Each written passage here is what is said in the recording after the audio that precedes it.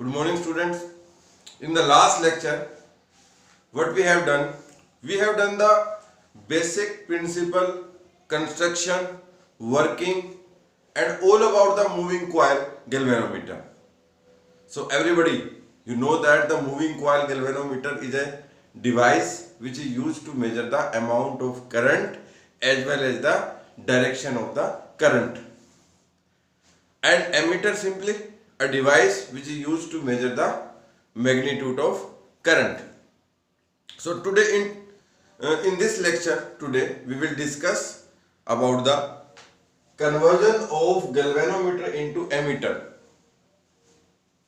तो सबसे पहले तो स्टूडेंट आपको ये पता होना चाहिए कि जो हम गैल्वेनोमीटर का कन्वर्जन क्यों करते हैं एमीटर से।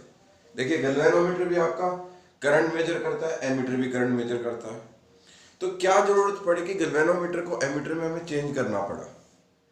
तो देखिए जो आपकी लेबोरेटरी है उसमें जो गैल्वेनोमीटर है वो इतना हाई सेंसिटिव डिवाइस होता है कि स्मॉल वैल्यू ऑफ करंट को भी क्या कर देता है, मेजर कर देता है। तो अगर हमें बहुत ज्यादा करंट की वैल्यू मेजर करनी हो तब आपका गैल्वेनोमीटर फेल हो जाता है। अगर हम उसमें ज्यादा करंट पास करेंगे तो गैल्वेनोमीटर क्या करेगा, हो जाएगा, खराब हो जाएगा। तो हमें गैल्वेनोमीटर से ही एमीटर बनाने की जरूरत पड़ती है। तो ये हमारा मेन ऑब्जेक्टिव है, इसलिए हमने गैल्वेनोमीटर का एमीटर में क्या किया, कन्वर्जन किया। एक तो ये बात। दूसरी बात, जो आपका एमीटर है वो एक लो रेजिस्टेंस का डिवाइस होता है, इसीलिए तो करंट मेजर करता है। बट उसका जो रेजिस्टेंस है अगर हम गैल्वेनोमीटर के कंपैरिजन में करें तो गैल्वेनोमीटर का रेजिस्टेंस क्या होगा, ज्यादा किससे, एमीटर से। इसका मतलब हमें अगर गैल्वेनोमीटर को एमीटर बनाना है तो गैल्वेनोमीटर का किसी ना किसी तरीके से हम अगर रेजिस्टेंस कम कर दें तो वो क्या बन जाएगा, आपका एमीटर बन जाएगा। मतलब गैल्वेनोमीटर का अगर हम रेजिस्टेंस कम कर दें तो वो क्या बन जाएगा, एमीटर बन जाएगा। तो हम यही करने वाले हैं इस मेथड में। हम गैल्वेनोमीटर का रेजिस्टेंस कम कर देंगे। किस तरीके से? गैल्वेनोमीटर के पैरेलल में एक आपका लो रेजिस्टेंस का हम क्या लगा देंगे, रजिस्टर लगा देंगे, जिससे आपका गैल्वेनोमीटर का क्या ओवरऑल रेजिस्टेंस कम हो जाएगा और वो क्या बन जाएगा, एमीटर। उसमें लार्ज करंट भी हम मेजर कर सकते हैं। तो कैसे करेंगे? सबसे पहले आप डायग्राम देख लीजिए।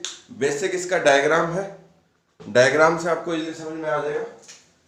ये आपका क्या है, गैल्वेनोमीटर, ठीक है। अब इसके पैरेलल में आप लगा दीजिए एक रजिस्टर, जिसको हम क्या बोलेंगे, शंट रजिस्टर। ये क्या होगा आपका, शंट रजिस्टर। मतलब आप डेफिनेशन में भी लिख लीजिए कि conversion of galvanometer into emitter is done by applying a low resistance in parallel to the galvanometer, and this low resistance is called shunt resistance resistor। S को क्या बोलेंगे, शंट। तो यहां पर देखिए दो आपके पॉइंट हैं। एक पॉइंट तो क्या है आपका, यहां से करंट कितना होगा आपका, टोटल आई करंट होगा। ये दो टर्मिनल है इसके। यहां करंट कितना जाएगा, आई जी जाएगा। तो डेफिनेटली यहां करंट कितना होगा, आई माइनस आई जी। देखिए ये जंक्शन है आपका, ये क्या है आपका, जंक्शन। तो यहां से आई करंट है तो यहां पे कितना करंट गया, आई जी। तो यहां कितना बच गया, आई माइनस आई जी। तो यहां भी करंट कितना होगा, आई माइनस आई जी। और यहां करंट कितना पहुंच गया, वापस आई पहुंच गया, क्योंकि पीछे से करंट कितना आ रहा था, आई जी। और ये ऐड होके करंट जाएगा तो आई जी कैंसिल हो गया आपस में, और क्या बच जाएगा, आई। तो ये बेसिक डायग्राम है। तो अगर एग्जाम में क्वेश्चन आ जाता है तो सबसे पहले तो आप क्या करेंगे, conversion of galvanometer into ammeter. इसका आप क्या करेंगे, बेसिक डेफिनेशन लिखेंगे इसकी कि हाउ वी कैन कन्वर्ट। जैसा कि मैंने बताया, एक आपका लो रेजिस्टेंस पैरेलल में लगा दीजिए गैल्वेनोमीटर के, तो वो क्या बन जाएगा, आपका एमीटर बन जाएगा। उसके बाद आप ये डायग्राम बनाएंगे, उसमें आपकी करंट की नेमिंग करेंगे। अब इसमें अप्लाई करते हैं हम मैकेनिज्म। देखिए पैरेलल में आपको पता है वोल्टेज सेम रहती है, तो जो वोल्टेज यहां होगी वही यहां होगी। तो यहां वोल्टेज कितनी है आपकी, आई जी इंटू जी। देखो V equal to I R होता है, V equal to I R होता है। तो I की जगह तो आई जी आ गया, और R की जगह यहाँ G। मतलब इस गैल्वेनोमीटर का रेजिस्टेंस कितना है, G। और यहाँ कितना होगा, I minus I G into S. अब हमें वैल्यू किसकी फाइंड आउट करनी है, एस की। तो इस इक्वेशन को दोबारा से मैं इस तरीके से लिख लेता हूं, I minus I G into S equal to I G into capital G. तो यहां से एस की वैल्यू कितनी आ गई आपकी, वो आ गई करीबन I G into capital G divide by I minus I G. तो ये वैल्यू किसकी आ गई आपकी, एस। तो एस हमने फाइंड आउट कर लिया, ये है आपका शंट रेजिस्टेंस, और इसकी वैल्यू काफी कम आएगी। हम इस न्यूमेरिकल में एक न्यूमेरिकल लिखा हमने, इस न्यूमेरिकल में हम फाइंड आउट भी करेंगे कि शंट रेजिस्टेंस की वैल्यू क्या आएगी, काफी कम आएगी। ठीक है, क्लियर। अब हम करते हैं न्यूमेरिकल। लेकिन न्यूमेरिकल करेंगे इससे पहले हम फॉर्मूला तो एज इट इज लिख लेते हैं, क्योंकि इस न्यूमेरिकल में जरूरत पड़ेगी फॉर्मूले की। सबसे पहले आपको पता है न्यूमेरिकल में हम क्या करते हैं, गिवन थिंग्स लिखते हैं। तो गिवन क्या है आपका इसमें, what shunt resistance is required to make the 1.00 milli ampere 20 ohm galvanometer into ammeter with the range of 0 to 50 milli ampere current. इसका मतलब आपको जो वैल्यू है आपकी IG की वैल्यू तो कितनी दे रखी है, IG की वैल्यू दे रखी है 1.00 मिली एम्पेयर, मतलब 1 इंटू 10⁻³ एम्पेयर। ये वैल्यू किसकी, IG की। और आपका कैपिटल जी ये दे रखा है कितना, 20 ओम, ये कैपिटल जी है 20 ओम।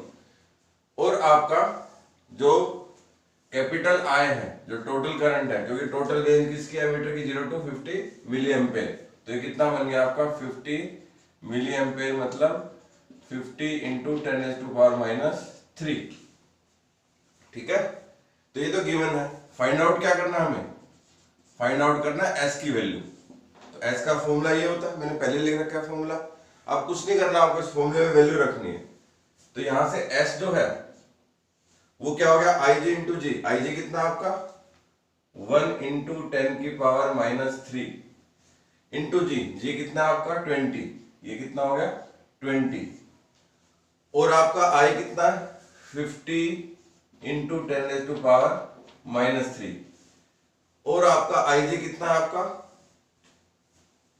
ठीक है, आई जी कितना है 1 इंटू -1 इंटू 10⁻³ ये आपका आई माइनस आई जी। तो यहां से आप कैलकुलेशन है सिंपली, यहां से आप 10⁻³ भी लिख सकते हैं इसको, और इसको 20 लिख सकते हैं, और यहां पर आप 10⁻³ कॉमन ले लीजिए नीचे। तो ये कितना बच गया 50 - 1, तो ये इससे कैंसिल, 50 - 1 49, तो ये कितना बच गया 20/49। तो जब हम इसको सोल्व करेंगे करीबन वैल्यू आएगी 0.408 ओम, मतलब जो आंसर है एस की वैल्यू कितनी आ गई 0.408 ओम। ये आपकी शंट रेजिस्टेंस की रेजिस्टर की वैल्यू आ गई, मतलब जो पैरेलल में हमने रेजिस्टेंस लगाया था वो कितना होगा 0.408 ओम। तो स्टूडेंट इस तरीके से हम कन्वर्जन करेंगे किसका, गैल्वेनोमीटर का एमीटर के अंदर। तो ये काफी इंपॉर्टेंट क्वेश्चन है, इस पे न्यूमेरिकल भी इंपॉर्टेंट है। ठीक है, ओके।